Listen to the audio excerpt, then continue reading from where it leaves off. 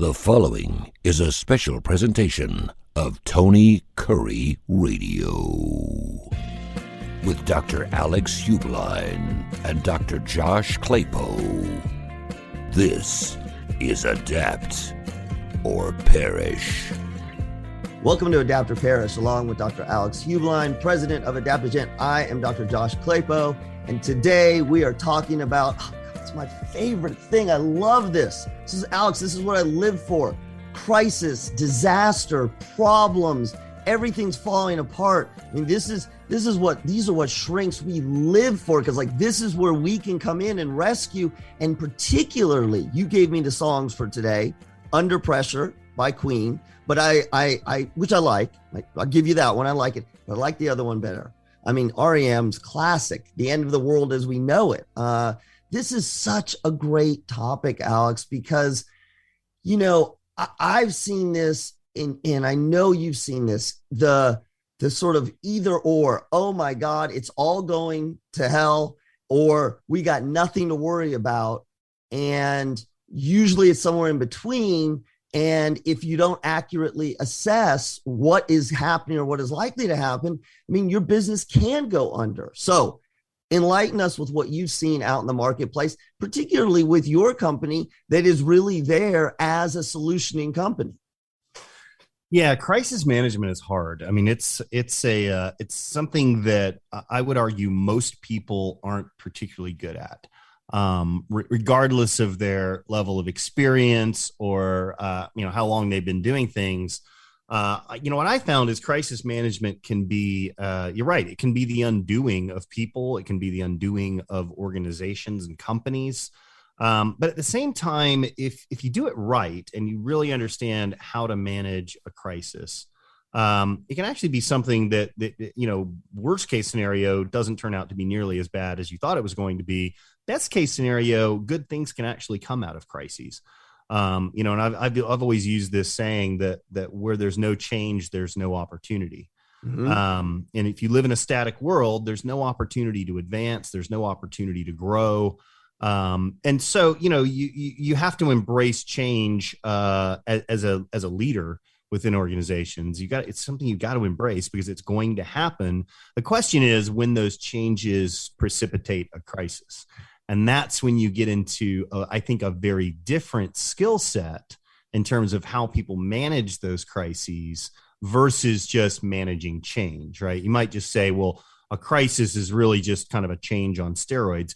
But I think there's some factors that are very different when it comes to managing a crisis versus managing sort of the everyday pace of change out there in the marketplace. So let's play a few scenarios here, because the idea, as you said, the idea of change, for some people, change is a crisis. Just change alone. If anything that is going to take me down a road that I am not used to going, feels like it's terrible and awful. And, we talk all the time about embracing change, and without change, there's no opportunity. But I can tell you, as a psychologist, I see people who they are good as long as there's no change. But then you got this. So, that's change. And maybe you and I wouldn't define that as a true business crisis. Then you got this middle piece, which is what I say is the leaders say, I see the train wreck coming. So we're not in crisis, but I see that crisis about to happen if we don't do something. And then really the third bucket that I see is something absolutely unforeseen happen. Again, God forbid, a death, a company that, there's embezzlement. There's just something that you there were no warning signs. And those are three different situations. But what are your thoughts about, let's start with the first one, about the sort of the company where whenever there's change, there is this sense that there's crisis going on because, there's a reorg. Even if nobody's going to, no one's going to lose their job. Nobody's going to lose their salary. But we're moving things differently. You're going to do this now and you're going to do this. What's your sense there in terms of corporate culture when any change becomes sort of a perceived crisis? Yeah, I mean, I think there's two aspects to it, right? One of them is, and I think you hit the nail on the head there, a perceived crisis. And I think there's a big difference between a perceived crisis and maybe an actual crisis that you may be dealing with, right? So when there's change, I mean, we all know this. It's an old cliche that, you know, humans generally don't do well with change. That's right. We like stability, we like structure, we like order, we like predictability. And I think that's an innate human characteristic, and that probably comes from, you know, many millennia of, you know, being vulnerable as humans. You know, we weren't the king of the world back, you know, 5,000 years ago. Wild animals killed people all the time. So you know, there was a good reason. There's a good reason that that's probably the case. But I think it's important to distinguish that kind of perceived crisis from an actual crisis, where there are situations where, now, you really do need to be worried about this. This isn't just something that you're spinning up in your own head. So yeah, you take the example of the reorg, right? People get all worked up about, oh, what's going to happen? Are there going to be layoffs, or am I going to be in a different position? Am I going to be working with a different team? And, you know, and I don't want to belittle those things. I think they're important. They're certainly factors. But, you know, the vast majority of things that I've thought were going to happen to me in life, bad things, never happened. In fact, there's an old quote from one, I think it was a French philosopher, and he said, you know, my life has been a series of unspeakable tragedies, one after the next, almost none of which ever happened.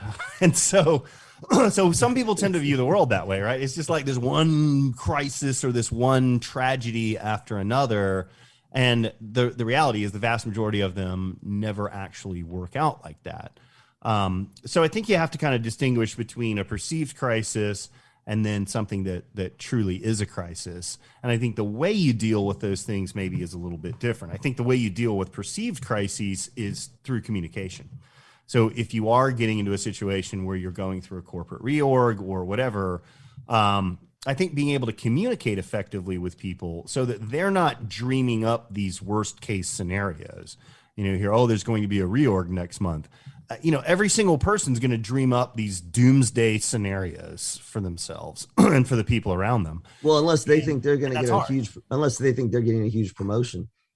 Well, yeah, but most people, like, if you don't, like, I guess the point is people fear the unknown. So if you can communicate well about what's happening, why it's happening, what the benefits are going to be to this whole thing, then it gets rid of some of that perception issue and that unknown issue. Again, most people, when you go through something like that, come out the other side, they're actually like, oh, that wasn't so bad. This is pretty cool. But it's the fear of the unknown and the fear that, gosh, I'm not in control of this situation. This thing is beyond my powers of control. I think that's what creates a lot of the angst and a lot of the anxiety when it comes to these sort of, I don't want to call them made up crises, but they are, it's far more perception than reality. So you got to be good at communicating. So let me push back on you just a little bit. I don't disagree with you. But I think one of the things that I see a lot, I always have this statement: crisis is in the eye of the beholder. There is no way that I can tell you, Alex, that what you're experiencing as a crisis is not one. It may not be a crisis to me, but it is a crisis to you. And one of the things that I see in organizations is, particularly when there's multiple layers of leadership at the top or the higher levels, they have insight into things that the lower levels do not. Now, sometimes that's entirely appropriate. Sometimes it's not. But you can have a situation where at the leadership level, you know, they're going, look, you got nothing. Why is everybody freaking out? There's nothing to worry about. Well, that's because you have information that the people down below do not have. They don't know that they're going to be okay. They don't know that this is going to turn out well. All they know is what you've told them. And so a lot of times when I'm working with leadership, I'm saying it's not just communication, but it's addressing specifically the perceived crisis. Because for people working there, it is real. Like, it is real, because that's what they're experiencing. And but the reason I even brought that up is, to your point, if you're sitting up higher up in leadership, you're like, I don't know why everybody is losing it. They've got to stop it. We're not really having a crisis. Well, for them, there is a crisis, because I may lose my job. I've heard this, I've heard that. Where are we going to go? All the unknowns. Well, and I think we're saying the same thing, right? I mean, I think we're both saying, yes, it's a valid crisis if it's in someone's mind, right? You can't tell somebody, hey, that's not a crisis, stop worrying about it, so on and so forth, right? It's still going to be perceived that way. I think the trick is being able to communicate as much as you can as leaders, because you've got all that information. You're right. So you're not worried about it. You're like, okay, this isn't that big of a deal. Other people are freaking out about it. They're spinning up all these narratives and all these scenarios in their heads of what could happen. So the more you can narrow it down to basically, okay, guys, look, here's what's happening. Here's some more of the details. Here's why we're doing this. Here's what we think the impacts are going to be. The more you can communicate about that reduces the level of the unknown. That gets you closer to the known. And again, most of the time, these things actually turn out to be good things. I mean, I've seen organizations reorganize to just for the sake of reorganization, and that almost never makes sense. But a lot of times, and it's not just reorgs, I mean, a lot of times, but the more information you can give people about what's happening, when it's happening, why it's happening, what the potential impacts may be, that narrows down that list of scenarios and doomsday scenarios that people will dream up in their heads. And I think that helps a lot. And I think it's also worth, I mean, I remember when I would get worked up about things when I was a kid, my dad would be like, all right, son, what's the worst that could happen here? What's the worst case scenario? And he'd make me articulate the worst case scenario. And he's like, okay, is that the end of the world? And I was like, all right, no, you're right. It's not, Was your dad a psychologist? No, he was a physicist. Listen, but that's what he did. Well, there's a reason behind that, though. There is, I mean, that's why I asked you your dad's a psychologist. One of the things that we know about at times of perceived stress or perceived crisis or feelings of anxiety is the lack of the ending of the story. And we do this to ourselves. I mean, we absolutely do this stuff. The more worked up we get, what we say to ourselves is, well, what if this is going to happen? Well, what if that will happen? What if this will happen? And we don't answer the question. What we tend to do is we tend to jump from one what if to another what if. But one of the things we know from the research is, if you walk yourself through the answer, what if there's a reorg and I get a demotion? Well, what could happen? Well, I might go in and ask for a different job. I might have to leave the company. I might have to reorganize my finances. Just the act, even if the outcome is not great, just the act of walking yourself through all the way to what might be actually reduces people's anxiety. It also reduces their tendency to keep coming up with more what ifs, because they kind of exhausted the entire thing, which essentially is what your dad was saying. But man, that's hard at the corporate level, right? Because what we see all the time is, we can't, we're only going to be able to share this amount of information with you. And we may know, let me stop. Let me ask you this. Is there ever a situation where leadership should not share all the information that they know, even if it's not complete, but share what they know? Is there ever a situation where they should hold information back? Yeah, I mean, there are, right? and I think that those situations, you want to try to minimize those, but I think there are situations where you have to hold things back. So let's say you're a company that is going to make a big acquisition.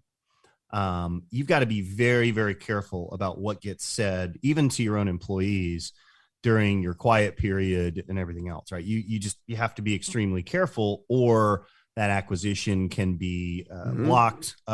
You may get shareholder lawsuits, all kinds of things, right? So yeah, I mean, I do think that there are circumstances where you just can't share all the details. And that's just an unfortunate part of business. That's an unfortunate part of reality. But I think the trick is, looking at what you can share and trying to share as much of that as you can, and do it in a way that tries to calm people down. Because I mean, I think, you talked about, people spin up all these things in their head and they get all worked up and they get all very emotional about it.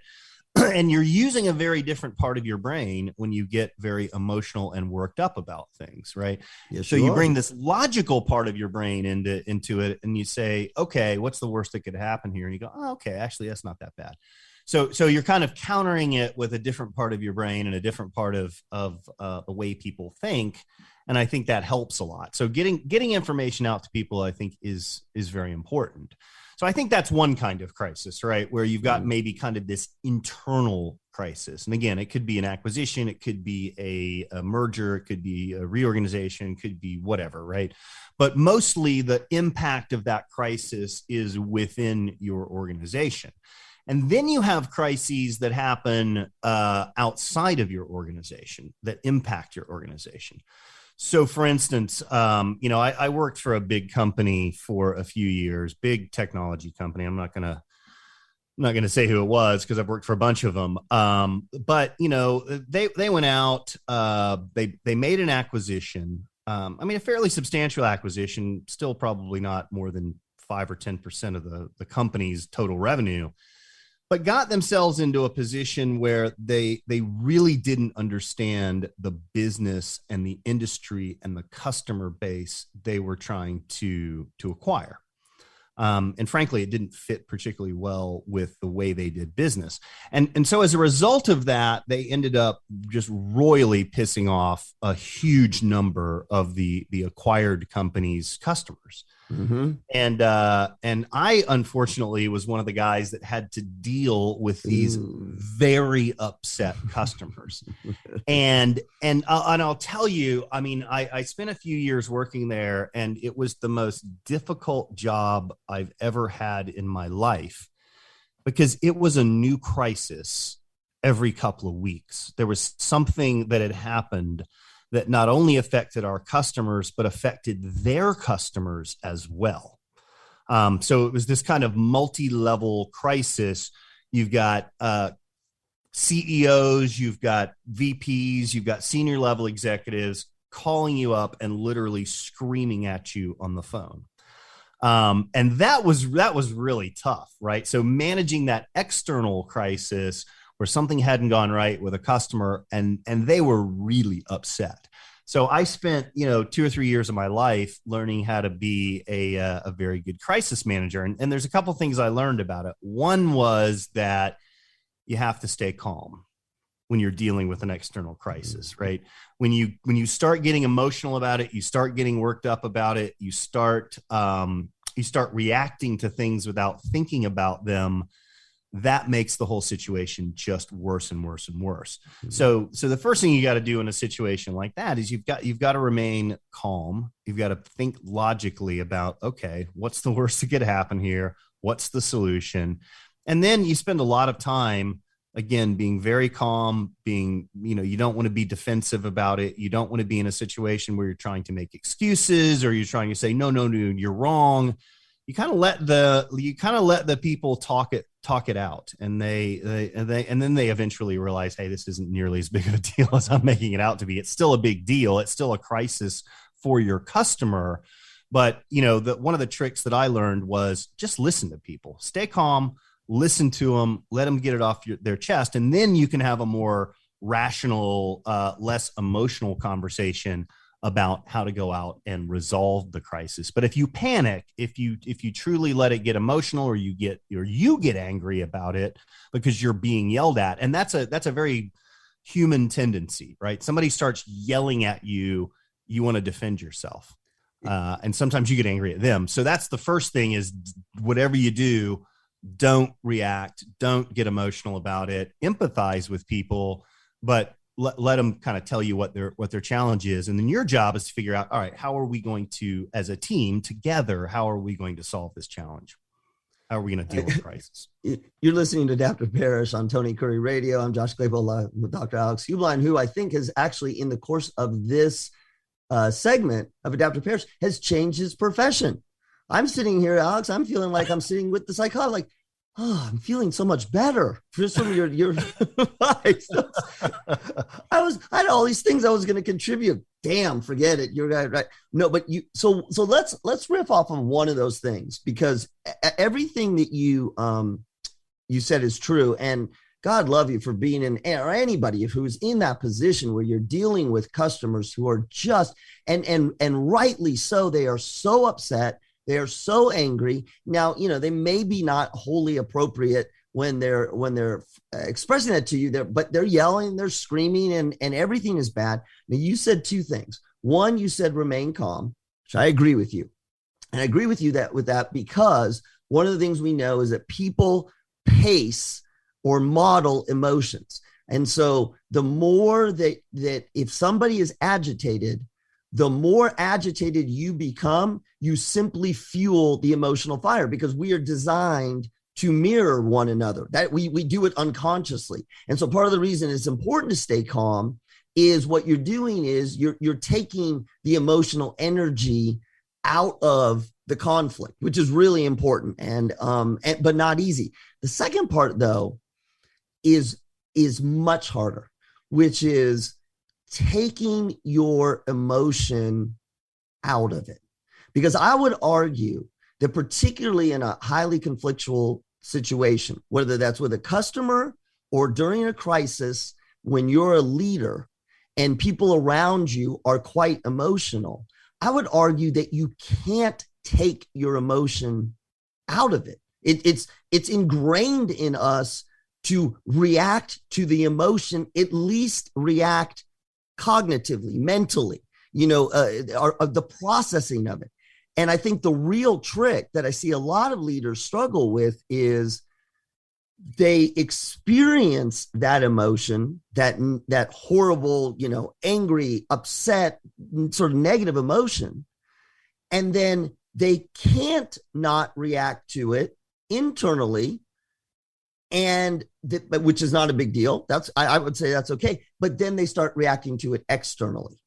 That it's really, the issue is not that you can't feel what the other person's feeling, not that you can't feel freaked out as a leader, but it's what you decide to do with whatever's swirling through your head that makes the difference between somebody who can help solve a problem or de-escalate a problem versus somebody who's going to make it worse. Does that make sense? I mean, that's at least how I think about it. Oh, no, absolutely. And that's one of the things that, as I was getting yelled at on a constant basis, this went on for like a couple of years, right? And it was like, Jeez, this never that's ending. Terrible. That's not right. Well, part of it though was that, I could have reacted in one of two ways. I could have gotten emotional about it. I could have taken it personally, but I didn't. I didn't take it personally. Partially because I was like, look, man, I just inherited this mess. I'm trying to help you out here. I didn't cause all these problems. I'm just the poor schmuck they sent in to clean them up. Right. So, so that was one thing that I had to do to kind of divorce the emotions, was that, look, they're not yelling at you, Alex. They're yelling at the situation. Mm-hmm. They're upset with the situation. Oh, that's good. That's really good. And not you, right? You didn't do anything wrong here. You're the guy that's going to help them resolve the crisis. And that's your job. So don't take it personally, I guess, is the first piece of it, right? The second piece of it was that I found a very effective technique, and not because I did it because it was an effective technique, because I actually believed it, is these guys would be like, you guys are idiots. I don't know what you were thinking here, blah, blah, blah, blah, blah. And I'd be like, dude, look, I totally agree with you. Like, I don't know what we were thinking here. I'm going to get to the bottom of it. And I tell you, something like that completely diffuses a lot of situations, because what people are expecting when they yell at you is that you're going to become defensive. You're going to try to do that. They're going to try to make their point. You're going to have a counterpoint. And I would just say, guys, look, I hear what you're saying. I understand the problem. There's no excuse for what happened. And I agree with most of what you're saying.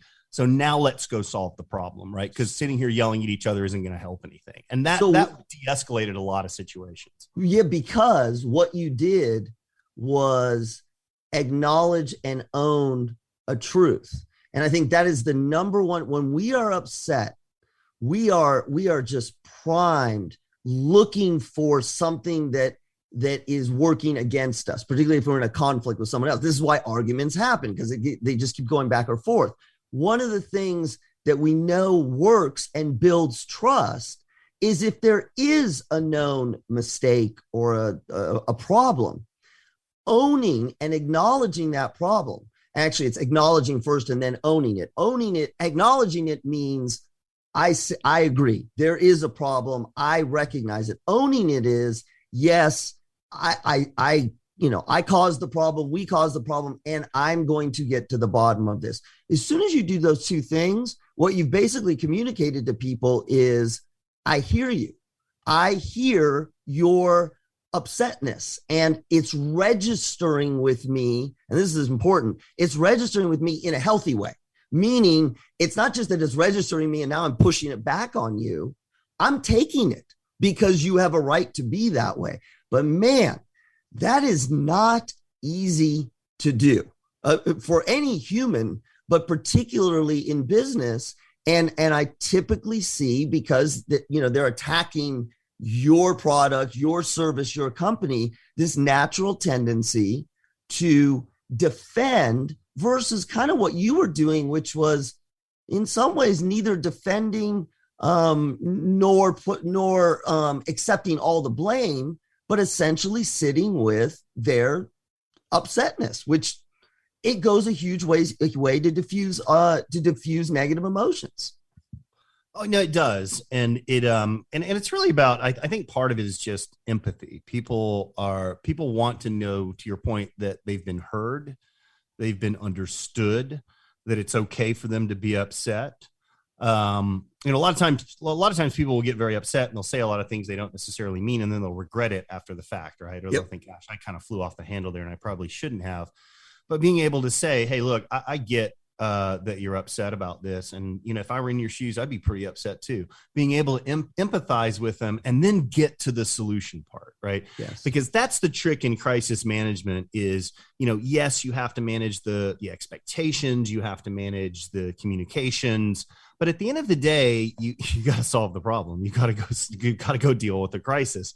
And if you've got a bunch of people pointing fingers at one another, if you've got people yelling and screaming, you've got people, your own employees, dreaming up doomsday scenarios, none of that will help you. In fact, that's antithetical to solving the problem. Those are things that are going to move you away from the solution and make it harder to get to a resolution of the crisis.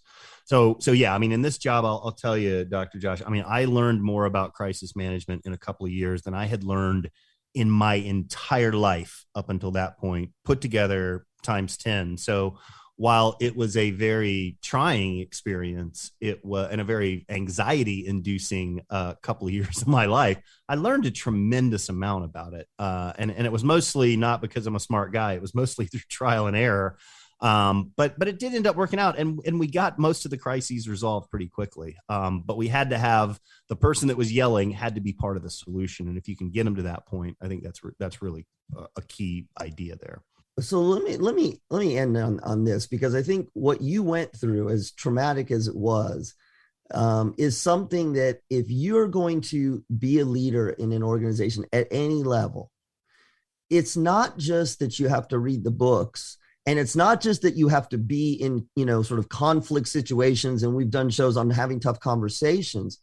You have to learn how to navigate the crisis with people in a functional way. Now, like you said, a lot of it was trial and error for you. But what you ended up coming to the conclusion of is this: number one, that when there are strong emotions, people are allowed to have those strong emotions. Number two, trying to fight the emotion or to tell them that their emotion is not valid is kind of a waste of time. And then number three, to give them the space to have that emotion, but not just stop at that, but then be able to say, that's the emotion, that's what you're feeling.